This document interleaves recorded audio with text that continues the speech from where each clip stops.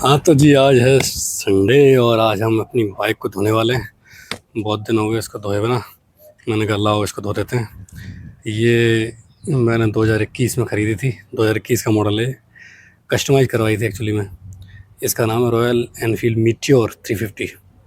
उस समय नई नई मीटियोर तो चल रही थी हालांकि। और पहले थंडरबोल्ट होती थी, फिर थंडरबोल्ट को हटा के थोड़ा सा मॉडिफिकेशन करके नया नया मॉडल उन्होंने लॉन्च किया मीटियोर। मीटियोर 350 में ये फायरबॉल एडिशन था। और उसमें भी मीटियोर में भी कैटेगरी थी ना, फायरबॉल, सुपरनोवा, एक और था, 3 थे। तो उसमें फायरबॉल मैंने लिया था, उसमें कस्टमाइज़ करवाया था। कस्टमाइज़ में ये था ऑप्शन कि ये टंकी कैसे करवाना चाहते हैं आप कलरफुल। तो मैंने सारी प्योर शाइनिंग में ब्लैक, तो एक तो मैट में आ रही थी, मैट ब्लैक, एक ग्लॉसी में, तो मैंने ग्लॉसी ब्लैक करवा दी थी पूरी। तो इसका टोटल ए टू जेड सारे पार्ट्स इसके, साइलेंसर भी, सारी चीज़ें इसकी ब्लैक हैं। ठीक है। तो लाओ, आज बहुत दिन हो गए थे इसको, मैंने कहा ठंड पड़ रही है, बाहर में एक बार गया था तो बाहर मना कर दिया उसने, सर सर्दी का मौसम है, अभी हम बाइक धो नहीं रहे हैं, बंद कर रखा है हमने सर्दी के मारे। मैंने कहा लाओ चलो फिर घर पे धो लेते हैं, इसी बहाने आधे घंटे का 10-20 मिनट जो भी है लगेगा, सफाई भी हो जाएगी, थोड़ा मेहनत भी हो जाएगी गाड़ी के साथ। चलो फिर इसको धोते हैं। बाल्टी हम ला चुके हैं भाई, बाल्टी में पानी भरा टकाटक, पानी डाल के इसको तगड़े तरीके से, जूना भी है इसमें, धोएंगे इसको। गाड़ी भाई ये बहुत फेवरेट थी। किसी समय पे जब हम नहीं लगे थे, बिल्कुल भी जॉब नहीं लगी थी, उस समय सपने देखते थे, अरे यार रॉयल एनफील्ड कभी लेने का मौका मिल भी पाएगा कि नहीं मिलेगा, क्या होगा क्या नहीं होगा, समझ ही नहीं आती थी उस समय चीज़ें। उस समय पता भी नहीं था कि रॉयल एनफील्ड ले भी पाएंगे नहीं ले पाएंगे, चीज़ें ऐसी चल रही थी। लेकिन ईश्वर की कृपा है, राधा रानी कृष्ण कन्हैया की कृपा है, उन्हीं के सहारे से चीज़ें चलती हैं। तो बढ़िया रहा, सब कुछ अच्छा रहा, तो इसको ले पाए हम बाइक को। पता नहीं होता ना, जब हम स्टूडेंट लाइफ में थे तो सोचते थे कहाँ जॉब लगेगी, प्राइवेट में जाएंगे या गवर्नमेंट में मिलेगी नहीं मिलेगी, क्या होगा क्या नहीं होगा, बहुत सारे डाउट रहते ही हैं, आप लोग जानते हो। और डाउट रहते हैं तो भैया स्टूडेंट लाइफ में तो सैकड़ों डाउट रहते हैं, क्या होगा। दिल्ली में गए थे कोचिंग करने के लिए वृंदावन से, 6 महीने की कोचिंग की थी, 5 महीने की, बल्कि केडी कैंपस जो आप लोग जानते हो मुखर्जी नगर में। तो हालांकि हम लोग मुखर्जी नगर में नहीं, हम तो जीटीबी नगर पड़ता है ना बाहर ही, वहीं हम कोचिंग करते थे। दोपहर में कोचिंग थी हमारी, दोपहर में क्या 11 से 2 थी कोचिंग। जून के महीने में कोचिंग शुरू हुई थी 2016 में। तो भाई कॉलेज पास आउट थे नया नया, जून के महीने में शुरू हुई कोचिंग। उस समय व्यवस्थाएँ भी ऐसी थी, हम लोग रहते थे दूर, छोटा भाई पढ़ता था डीयू में, तो मैं उसके साथ में रहता था, और वो वहाँ जीटीबी नगर से करीब 2.5-3 किलोमीटर पे था एरिया। तो वहाँ हम लोग जो है रहते थे, मैं वहाँ से पैदल पैदल आता था 11 बजे, 10 साढ़े 10 बजे निकल जाता था, 10:30 पौने 11 पे आ जाते थे, अपना कोचिंग में बैठ जाते। कोचिंग में चल रहा चील्ड एसी, और हम आए पसीने से, तबीयत की ऐसी तैसी। फिर 2 बजे भर वहाँ से निकले, फिर वापस जा रहे हैं 2 बजे वापस। तो भाई ये लो मैडम भी आ गई हैं बाल सुखाने के लिए अपने। तो 11 से 2 कोचिंग होती थी भाई, 2 बजे वहाँ से निकलते, तड़तड़ाती धूप में पैदल पैदल, फिर वहाँ से भाग रहे हैं। मैडम बोल रही है भाई मेरी एक्टिवा भी मत छोड़ देना, वो भी साफ़ कर देना। ठीक है मैडम, कर देंगे आपकी एक्टिवा भी साफ़, ओके। अब सफाई करने बैठेंगे तो कर ही देंगे सारी चीज़ें साफ़। तो भाई इस प्रकार की चीज़ें। तो 2 बजे आना वहाँ से धूप में चिलचिलाती में, फिर अपना रूम पे पढ़ाई करना। फिर धीरे धीरे समझ आया कि रूम पे तो यार व्यवस्था बढ़िया बन नहीं पा रही, मज़ा नहीं आ रहा। फिर जब कोचिंग ख़त्म हुई 5 महीने बाद, 5 महीने क्या, तीसरे महीने के लास्ट में ही हमने कोचिंग लगा, वो लाइब्रेरी ज्वाइन कर ली थी। 600 रुपये लेता था वो 8 घंटे के उस समय पे, जीटीबी नगर में 8 घंटे। फिर वहीं 11 से 2 कोचिंग करी, और सीधे लंच लेके जाते थे वहीं। लंच अपने आप बनाते थे, लेके जाके खा के वहीं, और लाइब्रेरी में घुस जाते थे। लाइब्रेरी में घुस के 11 से क्या कहते हैं 2 बजे से लेके और 9 बजे करीब तक, 9 बजे 10 बजे जैसा भी होता था, 9-10 बजे तक पढ़ते थे अपना बढ़िया। फिर वहाँ से छूटते थे, फिर घर पे आके अपना खाना पीना बनाते थे, दोनों भाई। तो खा पी के फिर अगले दिन वही सेम दिन चल रहा। शेड्यूल बड़ा हेक्टिक रहा था उस समय का। वो लाइफ भी बढ़िया सी थी, यूनिक और स्ट्रगल से भरी लाइफ थी वो। तो जीवन होता है, परिस्थितियाँ ऐसी होती हैं, चीज़ें चल जाती हैं ऐसे, क्या करें। आज का समय देखिए, चीज़ें व्यवस्थित हैं, सारी चीज़ें ठीक हैं, समय समय की बातें रहती हैं, और क्या है, सारी चीज़ें ठकाठक हैं, बढ़िया हैं। एक बार इसलिए वो वाली बात है ना, एक बार मेहनत करनी पड़ती है। एक बार यदि आदमी मेहनत कर लेता है तो बस लाइफ टाइम फ्री है। फिर देखो, स्ट्रगल से जो है बहुत कुछ सीखने को मिलता है, और हम सीखते हैं तो आगे बढ़ते हैं। तो फिर हमारा जज्बा रुकता नहीं है, फिर हम आगे और बढ़ते हैं। इसलिए एक बार आपको हालत लग गई आगे बढ़ने की, आप आगे बढ़ते रहेंगे, ये तरीका होता है। वहाँ से निकले, गए थे एक्चुअली में मैं गया था CGL की तैयारी करने के लिए। उससे मैंने आना, किसी ने बताया था CGL की तैयारी होती है, लड़का था साथ वाला तैयारी कर रहा था वो। तो हम B.Tech करके नए निकले थे। बोला उसने कि भाई मैं चाह रहा था गेट की तैयारी करना। गेट में क्या एक्चुअली में बात क्या है कि गेट में तो मेड ईजी कोचिंग थी उस समय पे साउथ एक्स में, उसकी फ़ीस ही 1.5 लाख रुपये थी। उसके बाद में दिल्ली में रहना खाना पीना बहुत महंगा था। SSC कोचिंग हो रही थी मात्र 9,000 में। तो भाई लालच आ गया, 9,000 में कोचिंग हो रही है, तो बस SSC कोचिंग में कूद पड़े। दोस्त ने किताबें दिखा दी थी, पतली पतली 4 किताबें हैं, मैथ की, रीजनिंग की और इंग्लिश की, GK की। मैंने कहा चलो हो जाएगा, दम लगाते हैं। GK थोड़ी अपनी वीक थी, लेकिन हमने कहा चलो कोई दिक्कत नहीं, कर लेंगे। करने बैठे तो भाई पहला अटेम्प्ट दिया CGL का, प्री निकल गया। अगले महीने CPO का मीन्स था, प्री था। पहले CPO का था प्री, वो निकल गया। फिर CGL का प्री था, वो भी निकल गया। मेंस CGL का आ नहीं पाया, तब तक CPO की फिजिकल की डेट आ गई। तो फिजिकल की तैयारी करने लगे, करीब 3 महीने फिजिकल की तैयारी की, फिजिकल की डेट आ गई। फिजिकल दिया तो फिजिकल निकल गया। सबसे ज़्यादा डाउट तो फिजिकल में था एक्चुअली में, सही बताऊँ तो फिजिकल अपना वीक था। तो फिजिकल जब हो गया क्लियर तो वही जोश और बढ़ गया। मैं कहा ला, अब तो यार प्री में नंबर भी ठीक है, हम दिल्ली पुलिस मिल जाएगी। तैयारी शुरू कर दी। अब तक CGL का मेंस का कोई नाम निशान नहीं था, कब होगा। तो हमने CPO के मेंस की तैयारी कर दी। CPO का मेंस दिया तो 200 में से 180 नंबर आए। अब तो कॉन्फिडेंस आता है आसान पे कि भाई अब तो 100% दिल्ली पुलिस पक्की है। एंजॉय भाई, तैयारी वैयारी भाड़ में गई। अब तैयारी बंद करो, CGL दिल्ली पुलिस मिल गई, अब दरोगा बन चुके हैं, आनंद एंजॉय काटेंगे।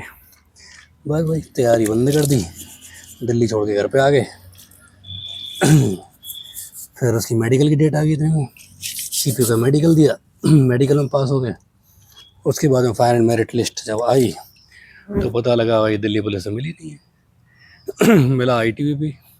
उस समय तो बहुत भारी दुख हुआ भाई यार, दिल्ली पुलिस के चक्कर में फॉर्म भरा था, ITBP कैसे मिल गया, ये है वो है, 100 चीज़ें, बड़ा रोना आ रहा। लेकिन फिर धीरे धीरे अपने मन को मनाया तो फिर इसकी ज्वाइनिंग आ गई, ITBP की ज्वाइन करने आ गई। अलवर में ट्रेनिंग हुई थी CPO से, अलवर में ट्रेनिंग हुई, ज्वाइन कर लिया तो भाई धीरे धीरे फौजी हो गए। कहाँ चले थे B.Tech करके, गेट की तैयारी करके इंजीनियर बनने, फिर वहाँ से CGL की तरफ मुड़े के आसान रास्ता है, CGL की तरफ मुड़ते मुड़ते पता लगा और उससे भी आसान CPO है। CPO में दिल्ली पुलिस से मिलते और IT में आ गए।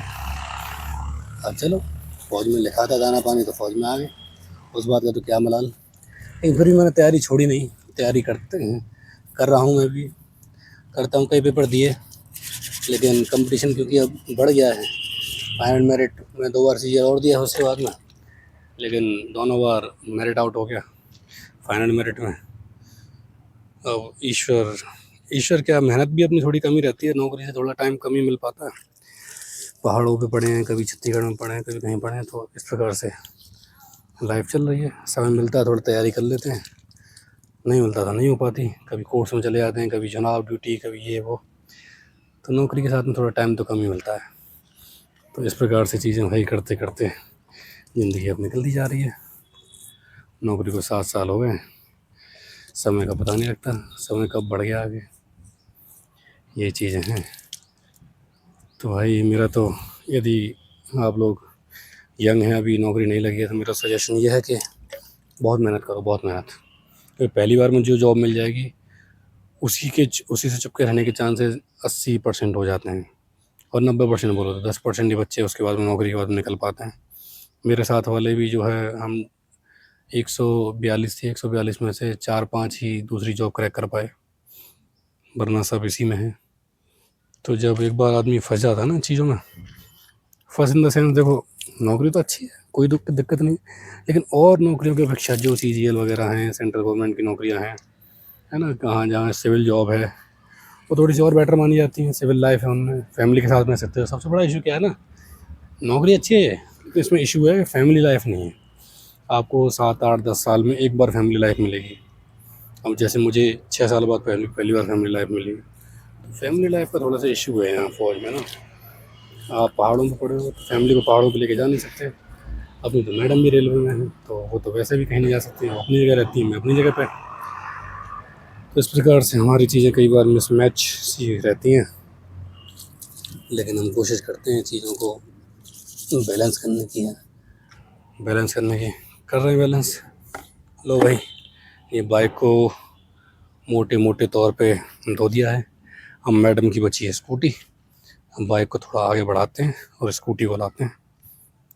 हो गई ये काम चलाने लायक।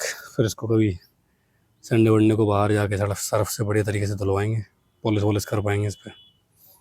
मैं थोड़ा आलसी हूँ इन सब चीज़ों में। फैमिली लाइफ मिल गई ना, थोड़ा आलस आ गया, पेट भी निकल गया, आप देख रहे होगे, वरना 6 साल में पेट नहीं निकला आज तक। घर वाली मैडम मानती नहीं, आलू के पराठे, गोभी के पराठे, बथुआ, मेथी के पराठे, पालक, ये वो, कभी बाजरे की रोटी, मक्के की रोटी। सर्दियों का टाइम, आप समझ ही रहे हो, चल रही हैं चीज़ें तगड़े तरीके से। मैडम खिला रही है, हम मना कर नहीं पाते, मैडम नाराज़ हो जाती हैं। इसीलिए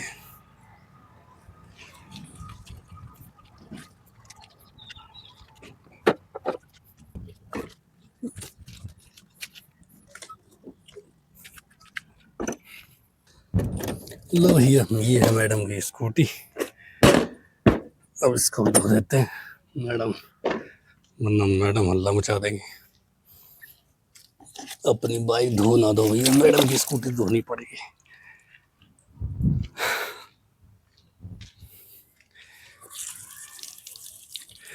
जीवन कितना आगे बढ़ जाता है नहीं, कहाँ हम सोचते क्या होगा क्या नहीं होगा। नौकरी लगी, नौकरी लगने के बाद में तैयारी करते रहे। डाउट था बड़ा, शादी कहाँ लड़की मिलेगी, कैसे होगा। भाई हम तो अरेंज मैरिज वाले थे, और घर वाले ढूंढ रहे थे। ढूंढते ढूंढते घर वालों को बढ़िया लड़की वहीं उनके नज़दीक ही मिली, वृंदावन में।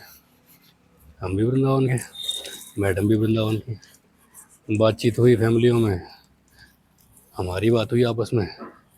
मैडम का व्यवहार, बोली भाषा, चीज़ें, नॉलेज अच्छी लगी। मैंने कहा लाओ, जोड़ी तो बन गई। कहाँ इतना बड़ा डाउट हो रहा था कि लड़की कैसी मिलेगी, पारिवारिक होगी नहीं होगी, चीज़ें कैसी चलेंगी, लेकिन अब सब नॉर्मल हो गया।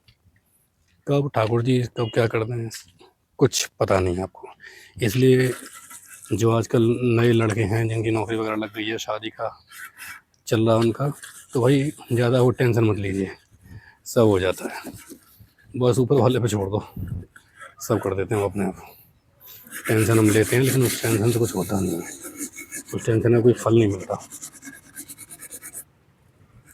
इसीलिए ऊपर वाले पे छोड़ दोगे तो वो अपने आप चीज़ें, टेंशन आपकी सॉल्व कर देंगे। मेरे साथ तो भाई यही हुआ। और प्रेमानंद बाबा भी ये बोलते हैं कि जो काम आप नहीं कर सकते, आपके बस से बाहर है, उसकी चिंता मत करो, क्योंकि वो व्यर्थ है, तो आप उसमें कुछ कर ही नहीं सकते। तो उसमें तो ईश्वर को ही करना है, ईश्वर को करना है तो फिर ईश्वर कर ही देंगे। ये आपके सोचने का औचित्य क्या है, इसीलिए हमारा कोई सोचने का औचित्य नहीं था। बढ़िया है, अब लाइफ सही चल रही है, यही है लाइफ भाई। मैडम की स्कूटी बहुत पुरानी, लेकिन ये मॉडल मॉडल मैडम का 2012 का है, जॉब लगने से पहले का ही है।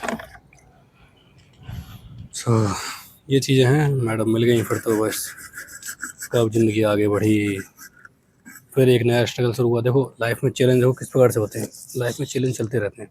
पहले नौकरी ना होने की टेंशन, नौकरी लग गई, शादी की टेंशन, शादी हो गई तो साथ में रहने की टेंशन, बच्चे होने की टेंशन, फिर भाई बच्चा हो जाए तो अब कैसे मैनेज करेंगे, कैसे बच्चे को पालेंगे, तो टेंशन तो भाई ज़िंदगी में लगी रहेंगी। सीधी बात तो ये है। इसलिए टेंशन लेना करो बंद और लाइफ को करो एंजॉय। तो जो लाइफ एंजॉय कर रहा है असली मज़े तो वही ले रहा है। टेंशन लेने से ना कुछ हुआ है ना कुछ होगा। चिंतन करो, थोड़ा सा आत्मचिंतन करो, टेंशन लेने कुछ नहीं होगा। जो नई यंग जनरेशन यदि सुन रही है मुझे, तो भाई थोड़ा सा फोकस करना, क्योंकि ये अपना अनुभव है। बहुत कांटे लगते हैं जब नौकरी नहीं लगती, जब शादी नहीं होती, चीज़ें गड़बड़ सी रहती हैं, बड़े कांटे से चुभते रहते हैं। लेकिन जब वो चीज़ें होना होती हैं अपने आप होती चली जाती हैं। बस मैंने ये देखा, ईश्वर पे विश्वास, एक ही चीज़ सीखी मैंने इस स्ट्रगल में, ईश्वर पे विश्वास बहुत ज़रूरी है। उन पे विश्वास है तो चीज़ें स्मूथ चलेंगी, वरना बहुत परेशानी होगी, बहुत तनाव होगा। ये लाइफ है, लाइफ ऐसी चलती है, धैर्यवान होना चाहिए। हालांकि हम भी खोते हैं कई बार, लेकिन हाँ लाइफ से बहुत कुछ सीखा है तो वो काम आ रहा है। अब उतनी जल्दी धैर्य टूटता नहीं है, उतनी जल्दी क्रोध नहीं आता, चीज़ें थोड़ी सी स्मूथ रहती हैं। ये लाइफ है हमारी आजकल। ऑफिस जाओ, ऑफिस से आके बच्चों को खिलाओ, खाना पीना खिलाओ उनको, खुद खाओ, थोड़ा बच्चों को सुला दो, सो जाओ, आराम करना है तो वरना कुछ काम कर लो। लाइफ गोज़ ऑन, लाइफ चल रही है। तो भाई कोई डिप्रेशन में, कोई स्ट्रेस में आने की ज़रूरत नहीं है। एंजॉय करिए लाइफ को। लाइफ इज़ वेरी ब्यूटीफुल, बहुत अच्छी है लाइफ। जितना आप एंजॉय करेंगे उतना ही लाइफ आपको और अच्छी लगेगी और बेहतर लगेगी, क्योंकि लाइफ ऐसी वर्क करती है। आप खुश रहते हैं तो और खुशी के बहाने मिलते हैं, आप दुखी रहते हैं तो और दुखी के कारण निकल आते हैं। तो खुश रहना है, खुश रहने के कारण अपने आप निकलते चले जाएंगे, कारण निकलते रहेंगे तो आप मज़े में रहेंगे।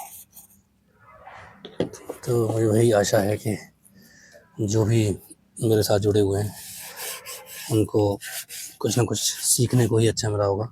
हालांकि ऐसा मैं नहीं कहता कि मुझे बहुत बहुत ज़्यादा ज्ञान है, थोड़ा बहुत जो लाइफ में सीखा है मैं भाई वही बता रहा हूँ। एक बड़ा भाई होने के नाते समझ लो, या थोड़ा सा 2 कदम आपसे आगे होने के नाते समझ लो, और कुछ नहीं है।